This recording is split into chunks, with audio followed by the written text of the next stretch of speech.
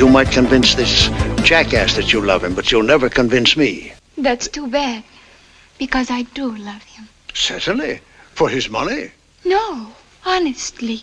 Have you got the nerve to stand there and expect me to believe that you don't want to marry my son for his money? It's true. Then what do you want to marry him for? I want to marry him for your money. There. Hello and welcome to Just That Film. My name's Ben. I'm Charlie.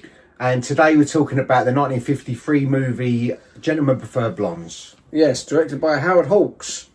We also done Rio Bravo, Red River, El Dorado. I don't know. El Dorado? Okay.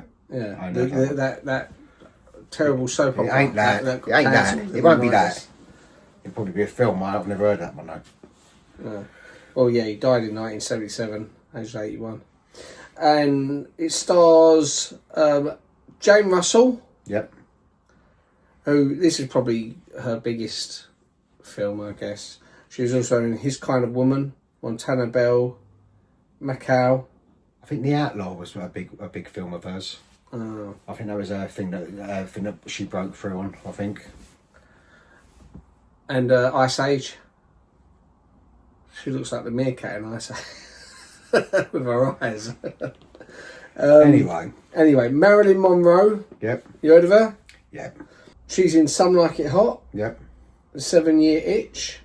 How to Marry a Millionaire. Yep. And she sadly died in 1962, aged 36. Young. Very young. Yeah. I was going to say younger than you, but younger than me as well. Yeah. God. Younger than all of us. Yeah. I wish so much. I think that's what Diana was. Wasn't she 36 or 37 when she died? Yeah, but don't compare them. No, I'm just saying. Charles Coburn. He's Piggy. Yeah. Anyway. He's in The More the Merrier, The Lady Eye, The Devil and Miss Jones. Yeah. You got Elliot Reed, who's also in Inherit the Wind, Vicky, Move Over Darling. Tommy Noonan, he's Marilyn Monroe's husband with the silly face with the glasses. He's a comedic actor. He's in Promises, Promises, Bundle of Joy, A Star Is Born. Okay. The Judy Garland one. Yeah, I think there's 3 different films of that. There's a Judy Garland one, Barbara Streisand one, and the Lady Gaga one. The same film. I always think of that because of Ricky in that video. The Star Is Born. Yeah, Star Is the Born. wedding video. Yeah. Yeah. Tommy Noonan, he actually died in 1968, aged 46. So That's young as well. Yeah, from a malignant brain tumour. Oh. So what's this film about? This film is about 2 friends who singers. They go on a cruise. One of them is engaged to a millionaire's son.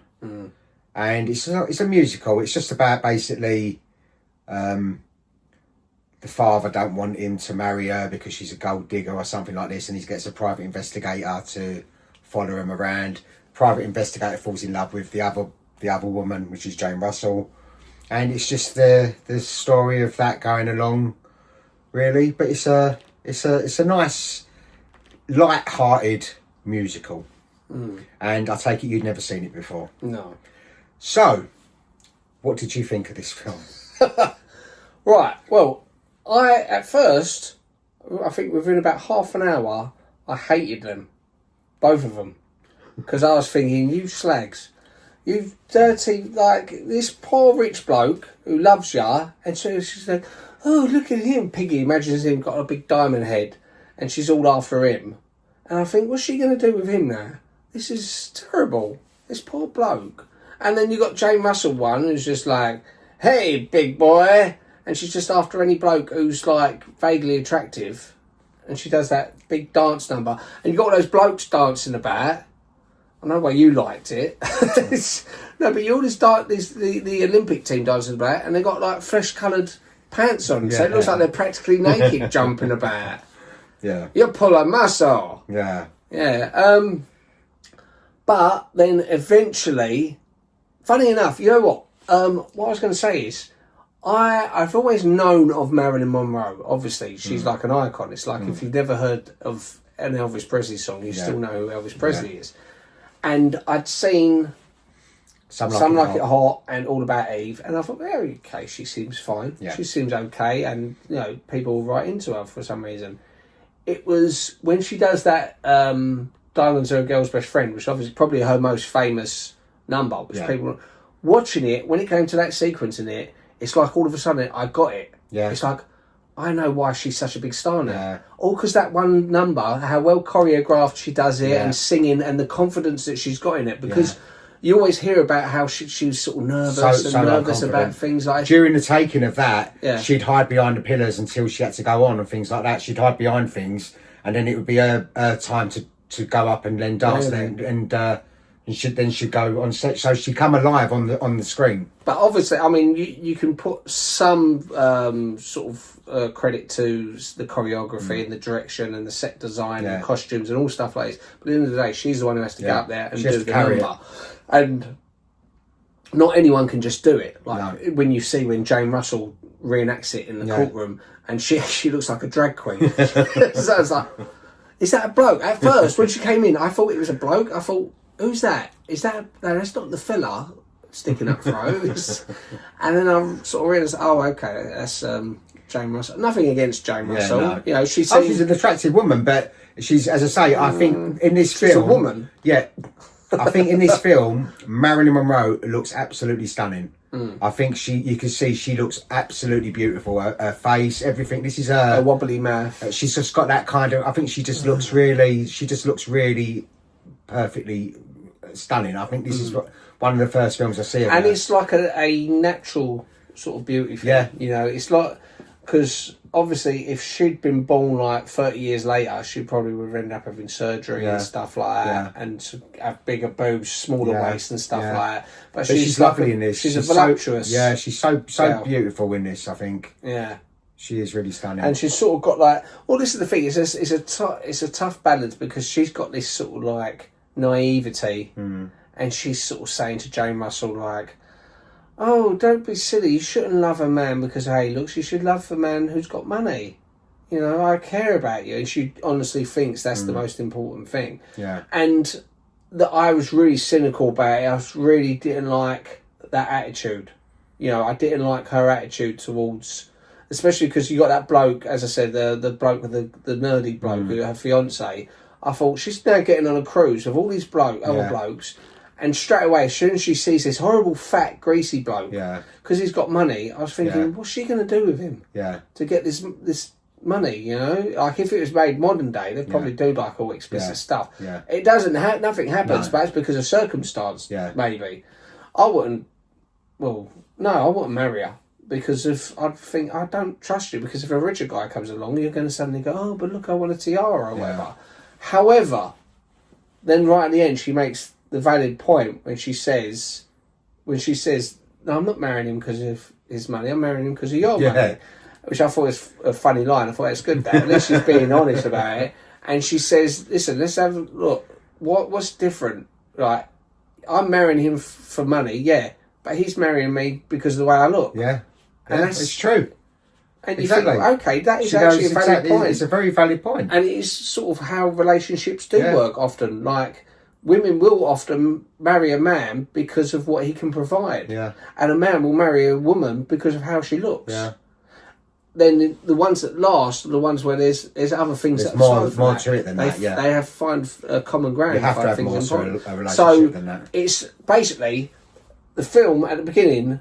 I was thinking, I don't like them. I don't like them two people, and they're the people I'm going to have to watch for the whole film. Yeah. So I hated them and hated the film from that point. Yeah. But then towards the end, it sort of saved it. Yeah. It's sort of like I was thinking, okay, I get on board with this now. I can understand you've made your point. Yeah. It's mad that you sort of see that moment when you realise why Marilyn Monroe's a star.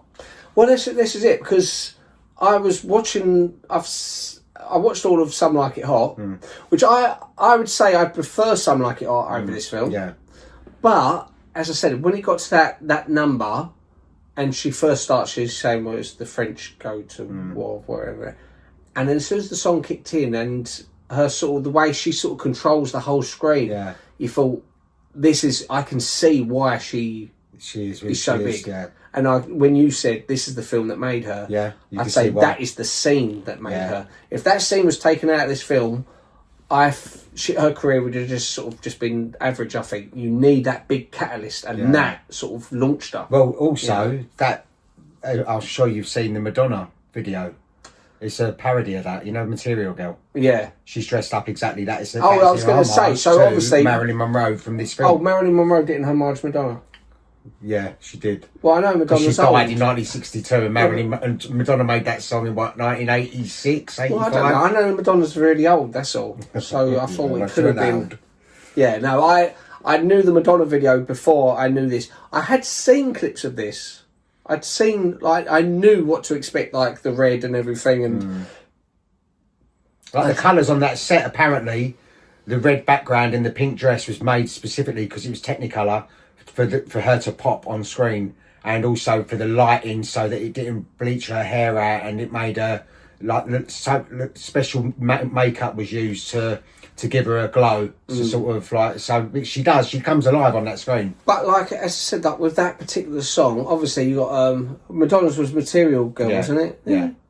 Which is a good song. I like that song, and the video that Madonna done is fine. Video, obviously a homage to this, and I had seen little clips of this, maybe even little 30 seconds, but I still didn't get it. I was still like, but as I said, by the time I was halfway through that song, I was now looking just sort of mesmerised, thinking this is great. Not as mesmerised as if like no. I was mesmerised, thinking she's so charismatic in this screen. Yeah, she does come alive. I know there's so much history about her confidence and that it took her take after take to do scenes, but ultimately what we're left with is this the masterpieces that we're left with. Like she's faultless in her films. So okay, it might have taken a few extra scenes, might have overrun a bit, might have cost a few more $1,000 or $1 million, whatever. Yeah, but that's nothing. But it doesn't matter now because look, we're left with all these fantastic sort of these capsules of her in these films that last forever. But also, that's nothing compared to when you think like someone like Stanley Kubrick, who makes like Shelley Duvall do like 150 takes. Yeah. For like this one innocuous scene which doesn't really mean anything.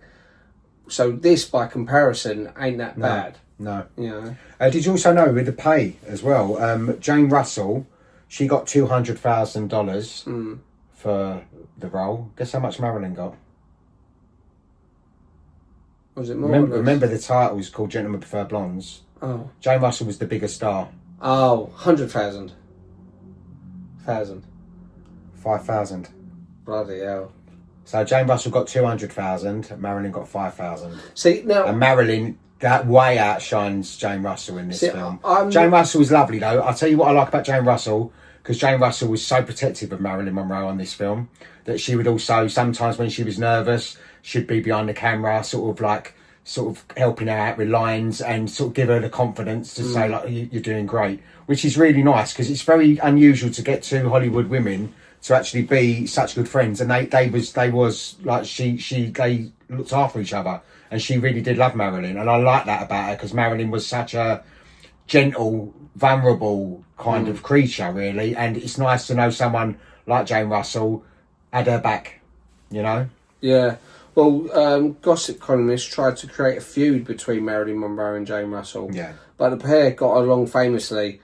And in her autobiography, Russell credited their fast friendship to their shared zodiac sign, Gemini.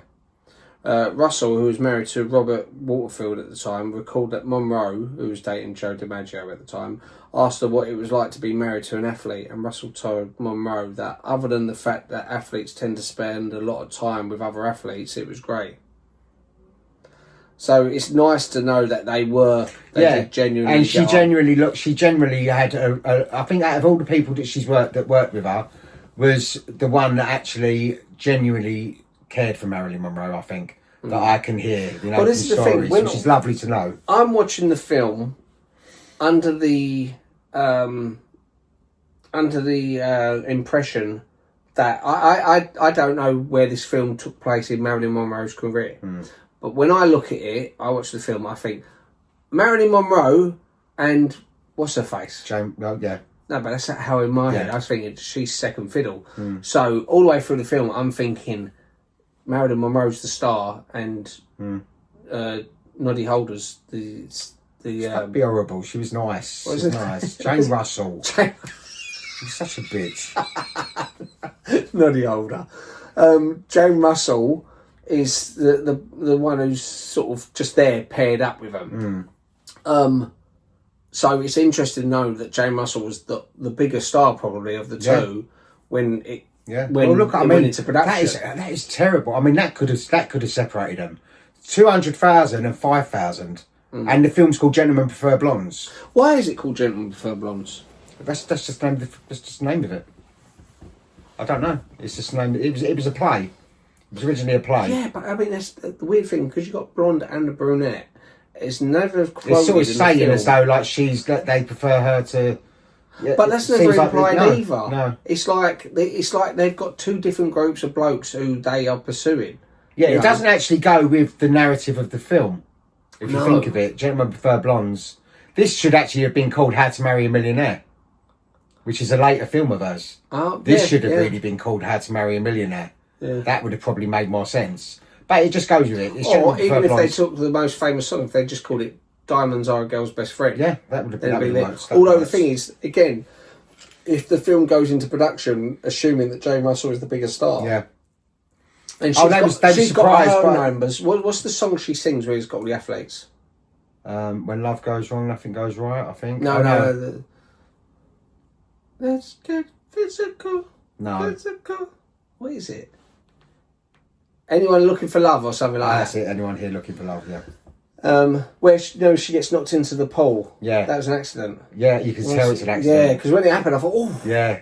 God, I bet that bloody hurt. Yeah. And they left it in. Yeah, you can see by the way she falls in, it ain't very graceful. So she had plenty of her own numbers, and it was like I was always wondering how it would play with these two women. Before I'd seen the film, I always thought, well, this is a Marilyn Monroe film. This woman's going to have to work hard to steal some limelight off of Marilyn Monroe. I didn't realise she would get equal screen time. Yeah. You know, which she does have. Obviously, they've got their different stories. He got on my nerves, the smarmy reporter who's Jane Russell ends with, because he's just sort of standing there like, I know everything. Well, blah, blah, blah, blah. I thought he was a bit of a knobhead. Yeah. You know. Yeah. Also, Jane Russell actually sang most of her songs live in this film as well. Oh, really? Yeah, and I think you can tell when you look back at it.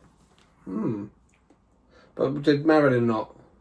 No, I don't think she did. I think hers was improvised, and she was so nervous about getting it, like to ad-lib the song while it's being sung, and you know. But she did come up with the line, "I can be smart when it's important, but most men don't like it."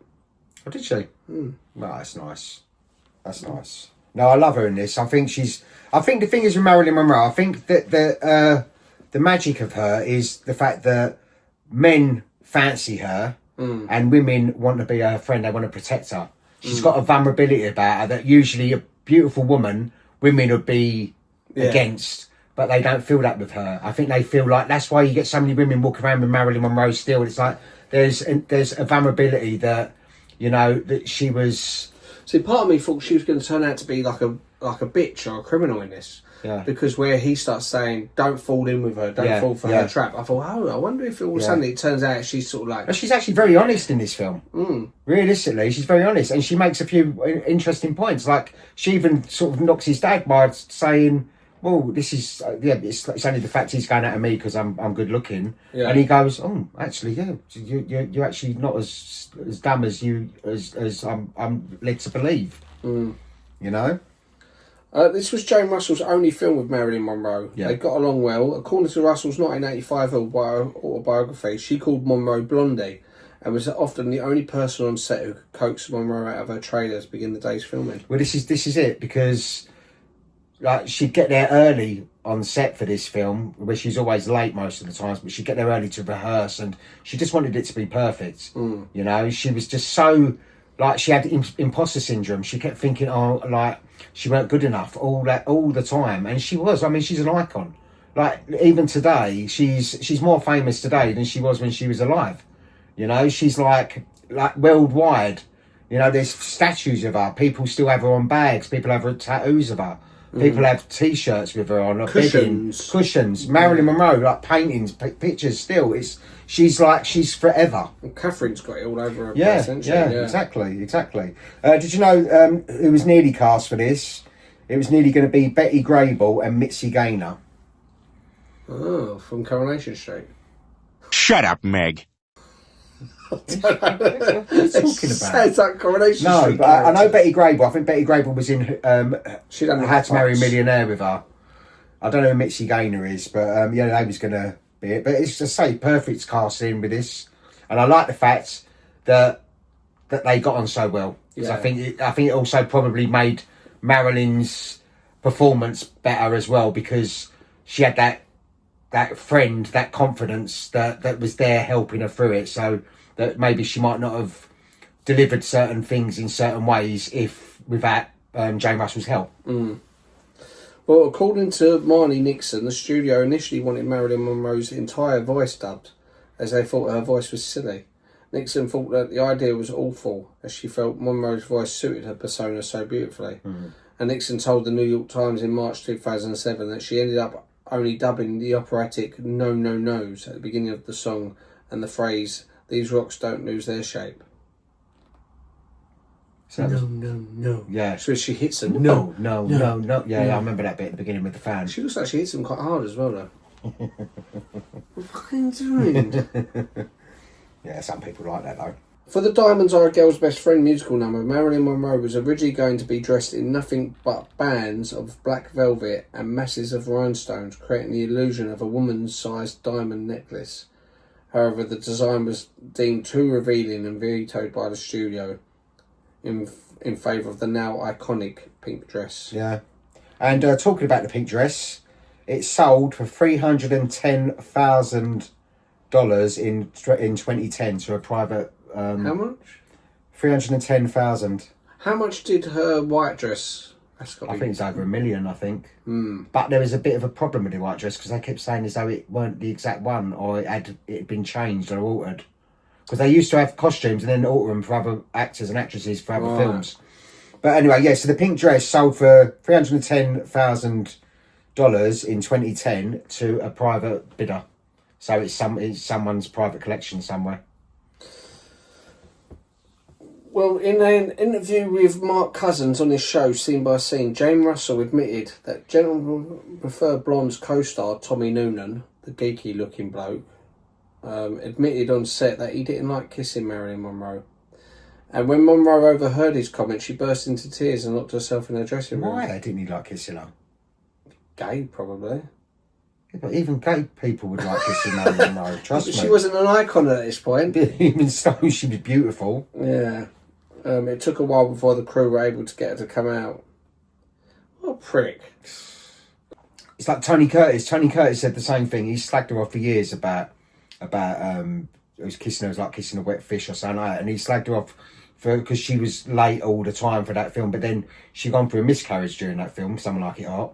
She also was going through like a divorce and things like that. She was a lot of shit was going on with her life, and I think when he realised, I think as he backtracked as the years went on, when he realised how popular Marilyn Monroe was, I think he sort of tried to sort of change his story a little bit so he wasn't hated by people because he slagged her down, and it's like she was damaged and she was going through a bad time at that point.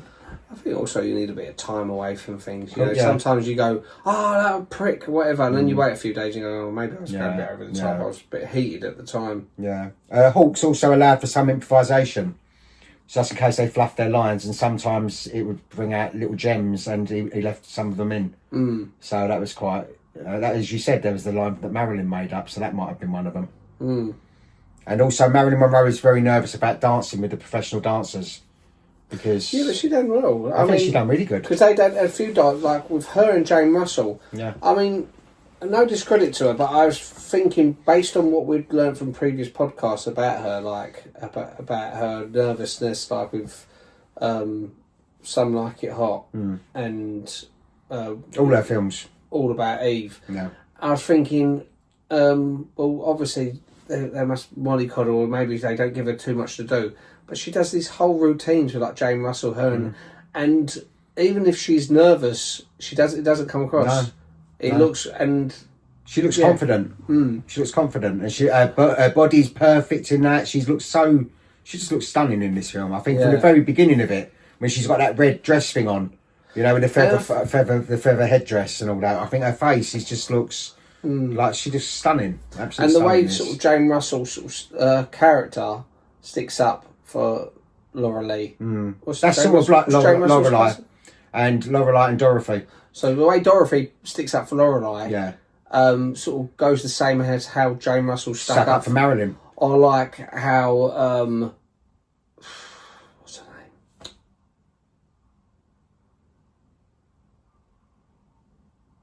2 hours later. I can't remember her name now. Oh, as Shirley sticks up for Heather in EastEnders. I pulled the pig! The master does it again! I told you I would! Come on, get me!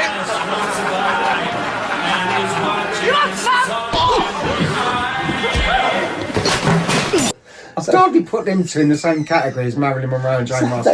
They could redo Gentlemen Prefer Blondes and have Heather doing the Diamonds Are a Girl's Best Friend. She'd have Chocolates Are a Girl's Best Friend, probably.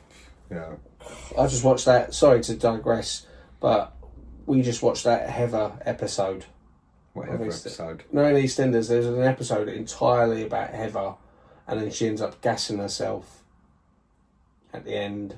It's like she leaves her baby, and then she gets on the train to go see her mum. And after about 3 scenes in, I went, this is a Heather episode. It's all about her. And I was just walking about doing anything I could. I really wanted us to switch it off. Anyway, she's no Marilyn Monroe. No.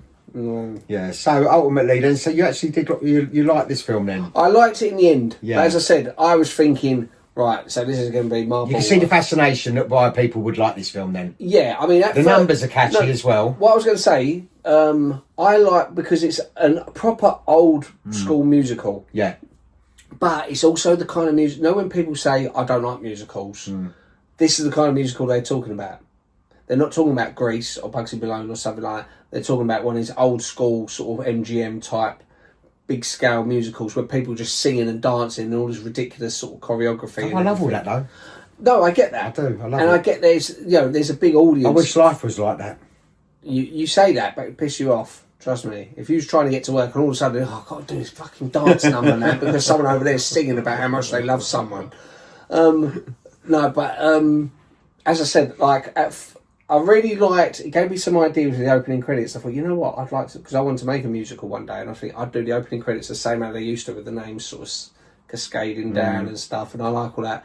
And then when it after like about 20 minutes, I thought, okay, well, it's not terrible. I can watch it, but I wasn't sort of getting engrossed in it. So I've always been fascinated with Marilyn Monroe. You know that from a young age. But I, as I said, I hated them as characters. I thought they were sort of very shallow, and and I didn't. But then they turn out not to be. No, but it's not so much that. It's like I see their point in the end. I see their perspective, She's honest about it. For a film to do that, it's actually really good, because I've always hated that kind of mentality in women when they're like, well, I'm only after him because of the way he looks, or I'm only after him because of his money.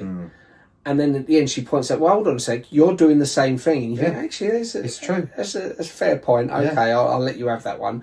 And as I said, when it had that Diamonds Are a Belle's Best Friend, Diamonds Are a Girl's Best Friend number, that's when it was sort of like a realisation bit for, I know why she's a big star now. All because of that number is now sort of catapulted her into superstardom. So that is why after that, I imagine, I don't know, but I imagine... Oh, that's probably her most famous musical number. Yeah, but I imagine after this film is when she then started getting more... Oh, she did. Yeah, she did. This sort of like... People stood up and noticed her then and went, oh, wait, who's that blonde woman? Who's that? Who's this Marilyn Monroe? Like, I don't think before this, she might have been in other bits that never really showcased her as much as this film did. She was the main star, and looked stunning, and she came across brilliantly, acted well, danced well, sang well. She's done it all. Multi-talented, the girl. Well done. She's got a good future ahead of her. Oh, darn, it's so sad. But I think, you know what? That's why she's so iconic now. And she's, 1962 she died. And this is like 2026. Actually, on the 1st of June this year would be her 100th birthday. Really? And Eve's baby's due on the 3rd of June. I said, try and push the baby out on the 1st. She'll be born Marilyn. She'll be born on Marilyn Monroe's first. Yeah, you said this. 100th birthday. He's going to push for you to name it Marilyn. I'll be saying, like, eat a curry, have sex, do everything on that day. At the finish of A Little Girl from Little Rock, which I'd heard, because I think you stuck it on a CD for me once by accident. Jane Russell and Marilyn Monroe grab a hold of the back curtains and charge the footlights, which involves scaling 2 small flights of stairs in high heels. Upon close inspection, Russell can be seen eyeing the next flight of stairs at each plateau, while Monroe storms both flights without looking down once. See, true. So she threw herself into it. She did. Yeah. Didn't care the consequences. She just went with the role. Yeah, she's a lovely girl. I mean, she's an icon, and there's a reason she's an icon. She's an icon because of everything about her, her whole persona, her you know, everything, all the good, all the bad, everything that happened to her in life, her death, the mystery around her death, which I still think was murder. I don't believe it's suicide at all, and neither does Catherine. In that case. Yeah, the expert. No, we don't believe it at all, and I think a lot of people don't. I think there's definitely a massive big question mark over it. Sounds to do with the So JFK. what is the official line? Official date is though she took an overdose of sleeping pills, and she was found with the phone in her hand and the bottle of pills all like dramatically laid over the bed. But it's funny because her body was then taken out of her room, taken to the hospital for some reason, then taken back to her bed and put back in the bed. And there's like hours of missing things. Also, she had sleeping tablets, right? Apparently she died of a drug overdose. Sleeping tablets hadn't dissolved in her body. Right, so this is what I'm saying to you. There's so many things like this. And it's like, you know the way how corrupt this world is. She knew stuff about the Kennedys, apparently. Well, she was dating both of the Kennedys, yeah. She was sort of sleeping, and then they fucked her off, and she was like, I think she was going to do like she was going to go, right, that's it, they've mugged me off. I know stuff about them and all this kind of stuff. She used to write notes about things, not like blackmail, but just to have things to talk to them about. But she knew, like, where they talked to her, like pillow talk, I suppose, talk to her about things. She was going to open her mouth about things, and also with the mafia. I think she knew things about the mafia. She mixed with these circles, and she knew things about people. And they went, well, she's dangerous, and they shut her up, and that's why. I believe that. I believe it's definitely to do with the Kennedys. And did you know her real name was Norma Jean? Norma Jean, yeah. Did you know that's that? The song Elton John done a song about her. I know a lot more about Marilyn Monroe than you do. Oh, case Supreme. Yeah. Well, I'm glad you watched it. Yeah, I'm glad you watched it. I know. So sorry, right? What I was going to say is, do you remember when you first got into Marilyn? When 14? But 13, why? 14? What was it? I don't know. So, I think it's something to do with Ricky. I think Ricky might have said something about a film or something like this. I remember watching something, and I remember then suddenly being fascinated with her. Something I see on her, and I suddenly, like the way I was with Madonna when Madonna first come out. Like Madonna would come out in 85, I think it was, and she was this colourful. But obviously with Madonna, it was like, oh, there's a song on the radio. So even if you don't not really interested in pursuing it, all of a sudden you go, oh, what's this song? Oh, that's Madonna. Yeah. Okay, maybe Marilyn Monroe. I don't know. But it's really you have to have watched the film. Yeah, but the thing is, the same with like a lot of people. They go, how did you get into it? I don't know. Like Catherine, I think she had a bed. Mum bought her a bedspread. Yeah, of Marilyn Monroe, and then she was beside Marilyn Monroe. It's like something I don't remember how. I don't remember the first film. It might have even been Gentlemen Prefer Blondes. It was something about her I was fascinated with. But then I had posters of her in my room. I liked her from a very young age, of a young teenage boy, that I had all posters all over my room. It weren't just Marilyn. I had Madonna and I had film posters and stuff. And 9.5 weeks, and you know that kind of big Roger Rabbit. I remember. So I had all these things all over me ceiling. So, but for a young boy to like Marilyn Monroe, it's a bit unusual, I suppose, really. Well, no, I mean, but I don't know why, but I was just fascinated with her. But obviously, she resonates with like millions of people. Yeah. So I'm just like, it's never. I think it's been my obsession. I think it was just because I felt like, you know, she was so vulnerable, so like her life was so sad. Maybe it was her death. Maybe it was. Yeah, like I think it's the you know the way that she, you know, you just wanted to protect her. I think it was that kind of thing. Do you remember the first film you see of her then? I think it might have been this one. It might have been Some Like It Hot. It's definitely this or Some Like It Hot, I'd say. But I remember seeing her in this and going, oh, she's so beautiful. I remember thinking she's just so beautiful. But not fancying her in that way, but I fancied just like, oh, she's so stunning. She's like perfect, you know, like, I just loved her. I just really loved her. So the one with the white dress... Was that after this? That's after this, and that's 7 Year Itch. Right, okay. And that's like probably that white dress is probably the most famous dress in Hollywood history because it's just. Well, I was aware of that scene. Yeah. Because you made Rosie recreate it. Oh, yeah, you and Rosie recreated it. Yeah. I didn't. Oh yeah, I was standing there. I was the bloke standing. Yeah. What am I doing? And I filmed that on a cine film. Really? I filmed it and I chucked that cine camera. It's that cine film. So I had it for years, and I thought, what's in this? I forgot I filmed that on it. And I chucked it. You got photos of it, though, haven't you? Oh, probably. I don't know. Yeah. Yeah. No, anyway. So, well, thanks for watching this. On IMDb, it got 7.1 out of 10. Okay. Which that's good. That's okay, yeah. Rotten Tomatoes, the critics gave it 88%. And the audience 83%. So, they're pretty good. Yeah, it's high. So, it's obviously, it's loved by people. Yeah. And the budget was $2.3 million. Right. And in the box office, it made $5.3 million. So it's made $3 million in 1953. That's pretty good. Yeah. It's it made $3 million. Also, it's the legacy that it's left. Massively. It's got loads of good musical numbers in it. There's a lot of good songs in it. Songs. Well, this is the thing. Those are the songs I didn't know. I didn't know, but sort of as I was hearing them, I thought it feels familiar. And I also Bye Bye Baby, I think, is a popular one. Yeah, but I mean, I like the way she sings the that. Little Rock, Bye Bye Baby, Diamonds Are a Girl's Best Friend. Diamonds Are a Girl's Best Friend. Is Anyone Here for Love? What's the one they sing in? When Love Goes Wrong, Nothing Goes Right. Is that the one in Paris? Yeah.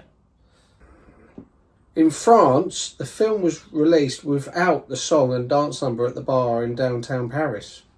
Well, that's a bit weird.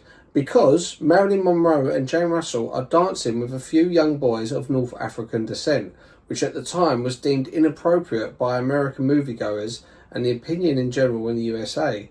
In 1986, Madonna, who emulated Marilyn Monroe in Material Girl, would be criticised for dancing with an underage boy in the music video for her song Open Your Heart. Oh, yeah. Oh, it's stupid, because they're dancing with like a couple of African boys. Yeah, I don't know. I don't remember.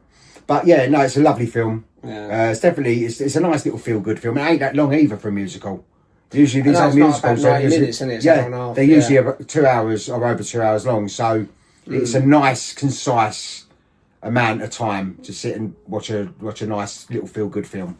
It's a nice little music. It did annoy me when she didn't just give the tiara back, but obviously it's part of the film. Yeah. It'd be over a lot quicker. No, I'm not giving it back. Yeah.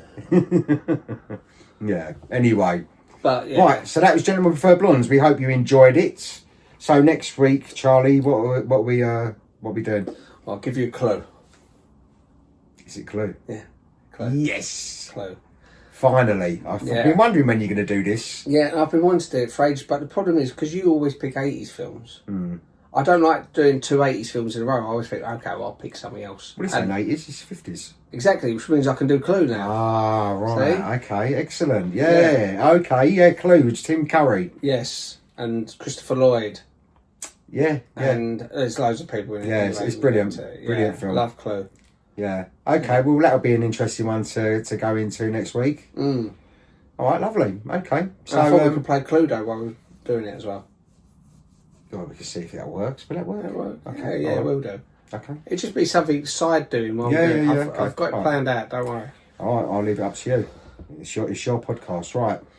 thanks very much for listening. If you want to contact us about any recommendations for films, contact us on justthatfilm@gmail.com. Like, subscribe and share, and we will catch up with you next week. See you later. But only if you share. Yes, You've got to share all the time. Share. Oh, shut up. See you later. Share. Bye. I just love finding new places to wear diamonds.